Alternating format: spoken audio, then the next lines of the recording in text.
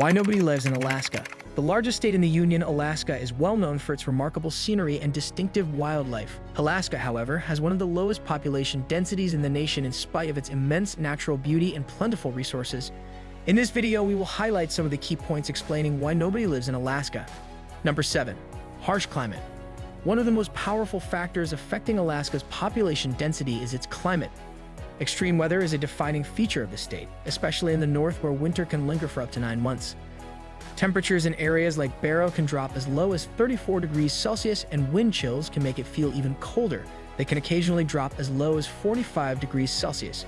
In certain places, there are only a few hours of daylight during the long winter nights, which can cause seasonal affective disorder and other mental health issues. On the other hand, summers are brief and hot, with some regions experiencing temperatures above 27 degrees Celsius. However, this fleeting warmth is frequently accompanied by pests like mosquitoes.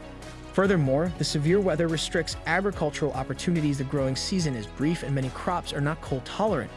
Residents find it difficult to maintain their traditional hunting and gathering-based subsistence lifestyles as a result of this. In addition to providing difficulties for Alaskans already residing there, the harsh weather acts as a major turnoff for prospective immigrants who might find it difficult to adjust to such a harsh climate. Number 6. Geographic isolation. Alaska's isolation from the rest of the country and even from within its borders is largely due to its vast geography. Though it's the largest state in the Union at over 663,000 square miles, a large portion of it remains uninhabitable because of rocky mountains, thick forests, and vast tundra. Numerous towns are hundreds of miles apart and do not have direct access to one another via roads. For example, many smaller towns like Nome or Bethel can only be reached by air or water, while Anchorage is connected to Fairbanks by road. Living here is made more difficult by the area's isolation. Locals frequently ship and travel in tiny bush planes, which can be expensive and time-consuming. One feels cut off from bigger cities and finds it harder to engage with people, find work, or get access to basic services like healthcare and education because of the restricted accessibility. In addition, people looking for a busy social life may find it less appealing due to the possibility of loneliness and low community involvement brought on by this isolation. In emergency situations, geographic isolation can be a problem as well. In isolated places with far-off medical facilities, delays in receiving assistance can have disastrous results. Number 5. Limited infrastructure. Alaska's infrastructure is very different in rural and urban areas, with many isolated communities lacking basic amenities that are considered standard in other states. Smaller towns might have only the most basic amenities or none at all, while larger cities like Anchorage have grocery stores, hospitals, schools, and recreational facilities.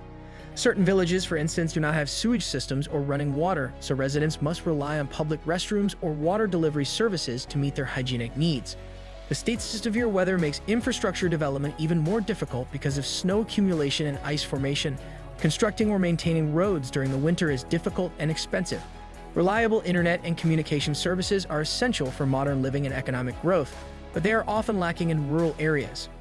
In addition to negatively impacting people's quality of life, this lack of infrastructure makes it difficult for businesses to prosper in isolated locations. Due to the scarcity of transportation options, business owners may find it difficult to locate suppliers or customers. Because of this, residents of these remote communities might encounter major obstacles when trying to take advantage of opportunities for work, healthcare, and education that are more easily accessible in urban areas. Initiatives to improve living conditions through community development may also be hampered by the inadequate infrastructure. Number 4. High cost of living.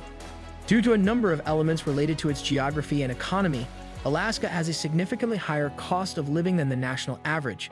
Because many communities are remote, goods must be transported from outside the state, which drives up prices. Groceries and household items, for example, can cost a lot more than they would in other states. For instance, residents in rural areas frequently pay twice or 3 times as much for fresh produce as they would in more accessible markets due to its scarcity and high price. The cost of housing varies greatly as well in urban areas. High demand may drive up the cost of homes and rentals due to scarcity, while in rural areas, options for housing are frequently limited and may not adhere to safety or modern standards. As a result, it could be expensive for individuals and families looking for reasonably priced housing to live in Alaska. High transport costs also make it more difficult for families to make ends meet because they have to set aside money for travel expenses to access services that are not available locally. For many inhabitants who might find it difficult to make ends meet, the combination of high living expenses and few employment options makes for a difficult environment. Number 3. Economic opportunities. Alaska's economy is largely reliant on a few industries, including mining, oil and gas extraction, fishing, and tourism sector that generates substantial income but frequently offers unstable employment. Even though these sectors can offer lucrative job opportunities, particularly in the oil industry, many of the positions are temporary or seasonal in nature. For example, the fishing industry offers little stability outside of certain months when fish are abundant, so workers may find themselves jobless during off-seasons or compelled to look for work elsewhere during lean months. Furthermore, seasonal fluctuations in visitor numbers can also affect employment in the tourism industry. While summertime brings in a large influx of visitors, wintertime sees a sharp decline in visitor numbers, leaving many unemployed. Because of this reliance on seasonal labor, residents may find it difficult to secure steady employment throughout the year, leading to economic instability. Because of this, a lot of people might decide to relocate from Alaska to areas with more stable labor markets or year-round employment opportunities that offer greater financial stability. Number 2. Historical factors. The demographics of Alaska today are significantly influenced by the historical background surrounding its population dynamics. Although Native Americans had lived in Alaska for thousands of years, forced relocations and assimilation efforts meant to eradicate Native American customs and traditions caused enormous disruption during colonization. Due to these historical injustices, indigenous populations now have complicated relationships with land ownership and community identity. Many indigenous communities struggle to maintain their traditions while navigating the pressures of modern society, which makes it difficult for them to preserve their culture and develop economically. Furthermore, the state's community structures and demographics were further changed by incidents like the internment of Japanese Americans during World War II, which uprooted families and negatively impacted local economies that depended on their contributions. Not only do these historical occurrences exacerbate current social issues, but they also have an impact on population trends as people consider whether or not to live in a state with such a turbulent past. Number 1. Limited services. Many Alaskans who live in isolated places with limited or non-existent resources have serious concerns about their ability to access basic services like healthcare and education.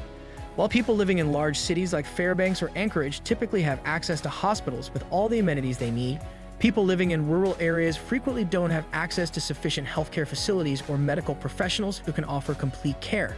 When ice melts in the summer and access is possible, residents may have to travel hundreds of miles for emergency care or specialized medical attention. This can result in costly flights or lengthy boat rides, which can create barriers that can postpone treatment at crucial moments when prompt action is necessary for survival or the recovery from illness or injury. Similarly, educational opportunities may be scarce. Some remote schools experience staffing shortages or lack the funding required for comprehensive programs that satisfy contemporary standards, which leaves students ill-prepared for next steps like attending a university or enrolling in a vocational training program that is offered elsewhere in the nation. Families with children or those in need of constant medical care find it difficult to settle in these areas due to the lack of services. Despite the state's incredible natural beauty and distinctive cultural experiences, these difficulties make it less appealing to many people and families looking for a secure and comfortable place to call home. If you liked our video, please hit the like button and subscribe to our YouTube channel.